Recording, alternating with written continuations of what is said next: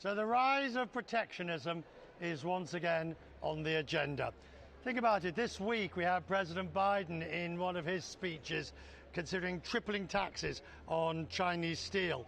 Meanwhile, Donald Trump says up to 60% of tariffs on Chinese imports and 10% tariff on all other imports. Other areas where people are talking about it: governments, EU targeting Russian grain, Chinese electric vehicles, Mexico imposed temporary import duties, US tariffs on Russian metals, and the WTO is warning of a free-for-all. Not free for everyone, I shouldn't think. That's for the Director General, Ngozi Okonjo-Iweala. Good to see you. Good to see you, Richard. There's protectionism wherever I'm looking now. Biden, Trump, EU. You're going to hear the French Finance Minister, Bruno Le Maire, in a minute, saying that there needs to be a level playing field.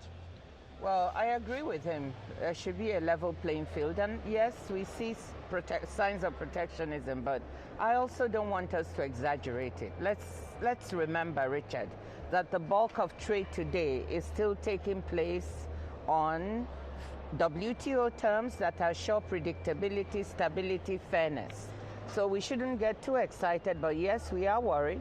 We don't want to see the protectionism, obviously. Do you see some of the measures being talked about?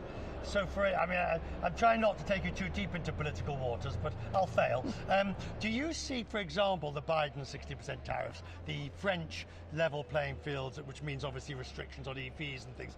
Do you see that as a sort of protectionism through the back door? Let's put it this way, and I'm not trying to dodge your question, Richard. It's for our members to decide which measures they feel either discriminate against their interests. And if they so decide, then we have avenues at the WTO for them to come and work this out. And that's what we're hoping, that if members take measures and others feel this is not in their interest, they will come to the WTO, they will make use of the fora that we have in order to try to sort this out. The situation with world trade in a physical sense, never mind, I think you've got the Red Sea, you've got all these other issues of potential disruptions taking place. Just this week, of course, we had airspace over the Middle East. This is also taking its toll. Absolutely, that I would agree that actually there's a lot of uncertainty. And that's why the forecasts that we just released a few days ago, we saw that in 2023, trade declined by 1.2%, which was much worse than the 0.8% we had predicted. For this year, we see a slight recovery to 2.6%. So a lot of uncertainty, but what do you attribute that decline in trade? What's the principal reason? Oh, there are quite a few factors at play. You mentioned it. There's a lot of uncertainty in the air. We have the Red Sea problems. We have inflationary pressures.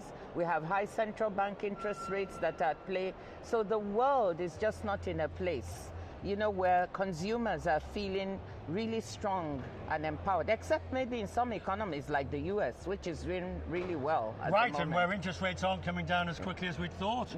Well, but consumers seem to have some money left over from the fiscal stimulus, which they're still willing to spend. So US economy is quite strong, but it's not what we see everywhere. Europe is on the weak side, and some emerging markets are struggling. So, is my coffee cup half full or half empty on trade at the moment? Well, you know me, Richard. I am at the optimistic side, so I would say half full. It's my coffee cup. But with risks. Oh, you want it with cream? I would say. Sugar? Sugar, not cream. Not at the price of sugar these days. Well, cream and sugar would do. But definitely we see it half full, but with risks on the downside. Good to see you, as always. I'm so grateful. Thank you very much. Thank you, Richard. Have a good spring meeting. Always tricky. Always tricky. Tricky? Tricky, I don't know. Thank you. Thank you very much.